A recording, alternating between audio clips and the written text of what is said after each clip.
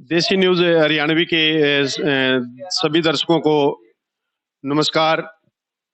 हम आपके सामने सोनाली फोगाट हत्याकांड के नए नए मामले और नए नए खुलासे लेकर आ रहे हैं और वो खुलासे भी आपको हम दिखा भी रहे हैं। तो उस खुलासों के लिए हम आपको बताना चाहते हैं, एक वीडियो उनकी रिकॉर्डिंग वायरल हुई है। हमारा देसी हरियाणा न्यूज किसी चीज की पुष्टि नहीं करता, उसी के बारे में हम छोटू बेनीवाल जी हमारे साथ हैं, एक खुलासा करना चाहते हैं। क्या वीडियो वो सच है, उस वीडियो में कितना झूठ है? तो छोटू बेनीवाल जी नमस्कार। नमस्कार जी भाई। जो वीडियो वायरल हुई है, मतलब रिकॉर्डिंग है जो सचिन की, उसकी सांगवान की, तो उसमें कितना सच है?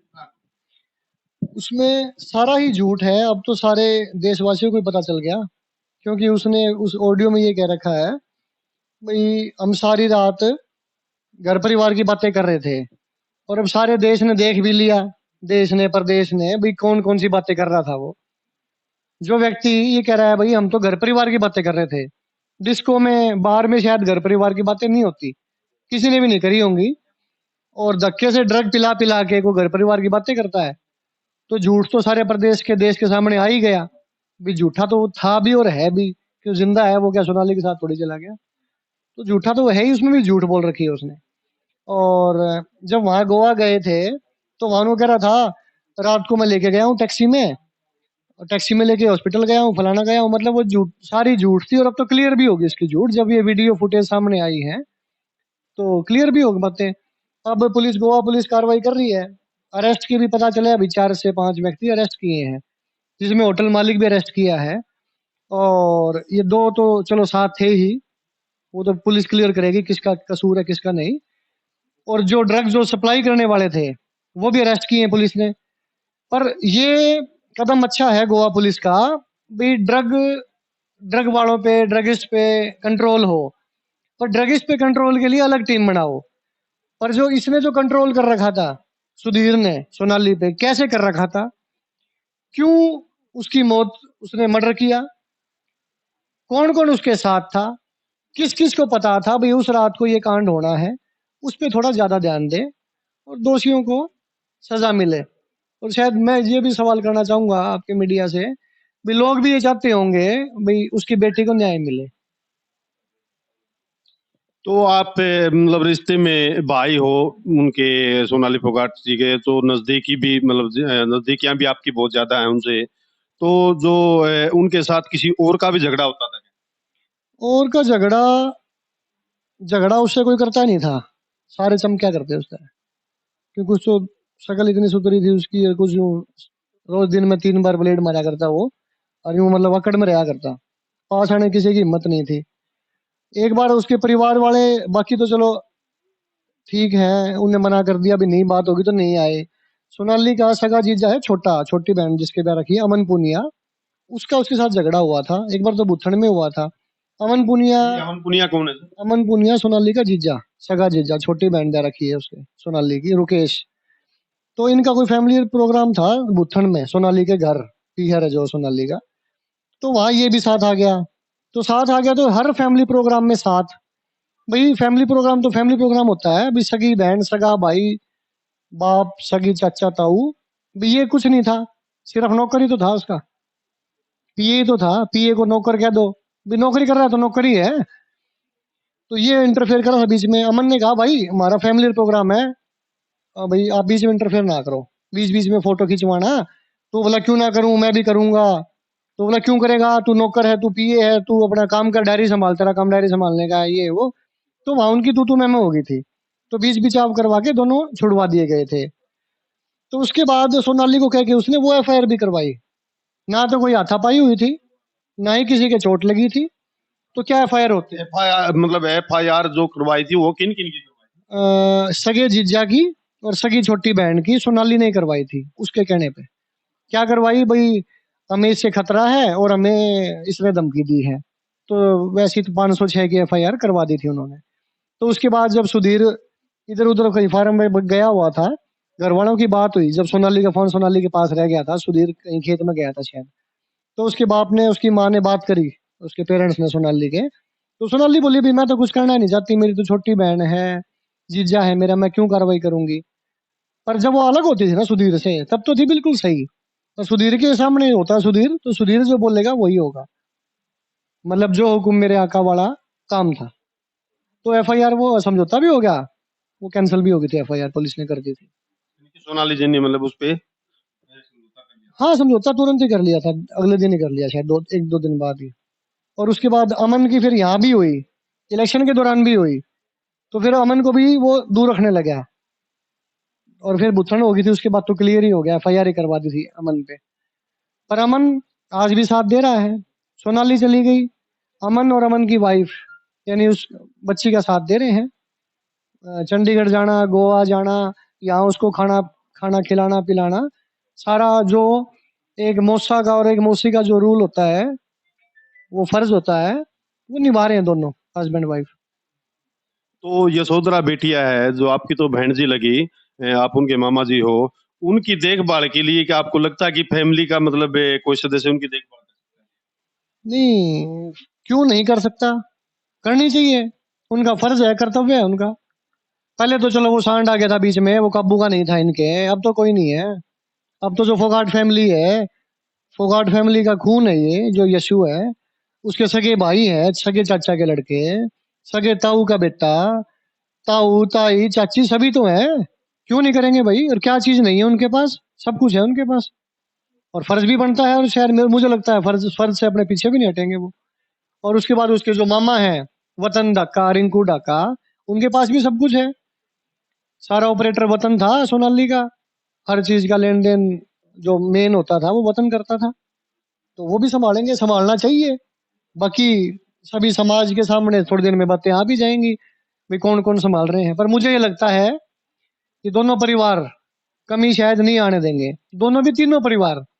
अमन उसका मौसा, मौसा मौसी यीशु की, सगा उसके ताऊ ताई, चाचा भाई, और उसके सगे मामा। इतने होने के बाद तो यानी रोज अलग अलग घर में खाना भी खाएगी ना, अलग अलग घर में प्यार मिलेगा, तो भी एक प्यार एक्स्ट्रा ही रहेगा। ये है बात, अगर वो करना चाहेंगे तो। और मेरा दिल दिमाग ये कह रहा है भाई वो ऐसी घटिया सोच के प्रवृत्ति का आदमी नहीं है, वो संभालेंगे इसको अच्छे से। बाकी आगे का कोई नहीं बता सकता, सामने आ ही जाएगी वो तो सबके। तो बेनवाल साहब, ऐसा भी कोई मतलब केस सामने आया जो कि आप मौके पे हो और सुधीर ने किसी के साथ ऐसा झगड़ा किया हो, ऐसा केस भी आपके सामने आया जो कि आप मौके पे मैं था, और ये बात पहले शायद मीडिया पे मैं बता भी चुका, जो मैंने उसको धमकाया था। धमकाना शब्द एक है, सेंसिबल शब्द, जो कि मीडिया में बताया जाता है भाई मैंने उसको धमका दिया। धमकाने में तो ये होता है ओए ऐसे मत कर, ये नहीं करना, ये भी धमकाना होता है। और उसको थोड़ा डोज देना, वो भी धमकाने में होता है। तो उसको ढंग से समझाया था और सारी डोज भी दी थी उसको, जो उसको मिलनी चाहिए थी। पिटा तो था नहीं, बाकी सब समझाया था उसको। अब सारी बात आप 1-2 बार और कहोगे तो मैं वे भी बता दूंगा बात क्या क्या कही थी उसने। तो उसको हिंदी में समझा दिया गया था, और उसके बाद ही उसको खतरा महसूस हुआ भी छोटू ही है बीच में बोलने वाला। अब क्यों परिवार दूर हो गया, सगे भाई चाचे ताऊ भतीजे सब दूर कर दिए, तो इसका इलाज और करना है। इलाज वो कर नहीं सका, वो है मंत्रा दूती, चुगली जरूर करी उसने, पर वो चुगली चली नहीं सोनाली के सामने। चल जाती थी पर सोनाली फोन कर करके रोती थी, आजा तू, तेरे बिना नहीं होगा भाई, ये तू, तेरे बिना मैं क्या फील कर रही हूँ, एक शब्द क्या करती बेचारी वो, भाई अच्छा फील नहीं कर रही, आजा तू। मैं बोला गंजा है तो मेरी जरूरत कहाँ है, बोला गंजे का क्या है, छोड़ दूं ये तो। जब गंजा नहीं होता था तब फोन आता था, ये भी खास बात है। गंजा कहीं फार्म पे गया हुआ है, या फिर फार्म पे काम चल रहा था, काम तो 2-3 साल से चल रहा है फार्म पे, कहीं बाजार में गया हुआ है, तो ही फोन आता था मेरे पास। यानी लगभग 10-12 बार फोन आया, जिसमें 6 से 7 बार वो रोई है अच्छे तरीके से। नहीं भाई, फिर मैंने कहा भी गंजा जाएगा तभी मैं आऊंगा, मैं नहीं आऊंगा, या फिर गंजे की माननी बंद कर दो तो भी आ जाऊंगा। भाई आपको जो ठीक लगे वो आप काम करो, इसकी मत मानो। गलत को गलत कह दो कोई दिक्कत नहीं, इसकी मत मानो। पर वो उसके कंट्रोल में थी, वो नहीं कर पाई चाह के भी, और नहीं कर पाई तो अब वो स्वर्ग में है। जो झगड़ा हुआ था आपके सामने वो कौन व्यक्ति था? मेरे सामने झगड़ा। मान लो जैसे जो जिसकी बरसात सुधीर सांगवान ने झगड़ा किया था और आप मौके पे थे, आपने उनको बोला। वो सुभाष शर्मा मंडल अध्यक्ष जो मैंने आपको बताया है, मंडल अध्यक्ष है, चिकनवास का है सुभाष पंडित जी करके घर बुलाया था, उसके 3-4 लठ मारे थे, हाथ उठ अड़ाया तो यहाँ चोट भी लगी थी उसके हाथ के। भाई कोई मारेगा तो हाथ ही अड़ाएगा, तो यहाँ से चोट भी लगी थी, लठ लगे थे 4-5 लठ मारे थे उसके। तो यानी उस कि प्यार से उन्होंने उसको घर पे बुलाया। हाँ, प्यार से घर बुलाया पहले। शर्मा जी, सुभाष जी कहाँ हो? सुभाष जी बोले भी मैं यहीं हूँ, हिसार हूँ। बोले आ जाओ एक बार, कुछ हल्के की बातें करनी है। ठीक है, के बुलाया। तो मुझे नहीं पता था भाई इतनी प्यार से बात कर रहा है, तो भी चलो कोई काम होगा, मैं वहीं था। तो वो आया, आके बातें करी। मैं जैसे कोई फोन आ गया, इधर उधर चले गया, इतने में तो उसके लठ मार दिए 3-4। फिर मैं आया, भाई ये क्या तरीका है? सुधीर को कहा मैंने, सुधीर ये क्या तरीका है भाई, छुड़वाने वाला मैं हूँ। तो ना सुनी सुनाई बात है, जो देखा होगा, जहां मैं हूँगा वही बात बताई जाएगी आपको। छुड़वाने वाला मैं हूँ। तो मेरे से फिर मुंह सुझाया उसने, भाई तू हमारे साथ है तो तूने इसके मारे क्यों नहीं? मैं बोला इसको घर बुला के मारना कौन सी बहादुरी है? भी पहले घर बुला लिया, उसके बाद उसके डंडे मार दिए, तो मारना किस लिए भाई? चलो आया था, धमका देते उसको, भाई तूने ये हरकतें गलत कर गई है, उसे क्लियर करते क्या हुआ क्या नहीं। अगर वो अटैक करता, सुभाष अटैक करने की कोशिश करता, तो अपने बचाव में मार देते। पर वो एक शरीफ पंडित जी है, शरीफ ब्राह्मण है, मतलब मारने वाला है ही नहीं। वो रोता रहा बेचारा, 45-50 साल का आदमी है, रोता रोता गया जैसे छोटा बच्चा रोता है ना, यूं। क्यों? दर्द में भी रो रहा था और शर्म में भी रो रहा था। भाई जिस आदमी को शर्मा जी कह के बात करते हैं लोग, और वो पिटने लग रहा है, तो दर्द होता है, दिल भी रोता है आदमी का।